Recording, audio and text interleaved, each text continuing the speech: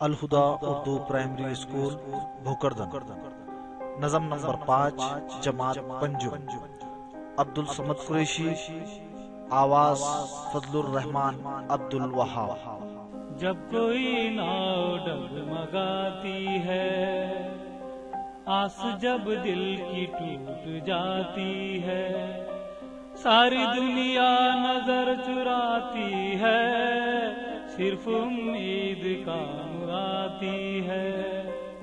ये अगर दिल से कूच कर जाए, आदमी तिल मिला के मर जाए। सुबह व शाम और रात दिन माली, बाग की कर रहा है रखवाली।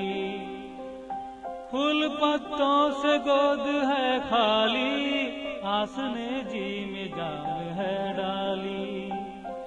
गर्म झोंके जो दिल जलाते हैं, फूल उम्मीद के लुभाते हैं। जबकि आता है इम्तिहान सर पर, हर किताबों को देख कर गट्ठर टूट जाती है हिम्मते अक्सर, दिल से उम्मीद कहती है बढ़कर।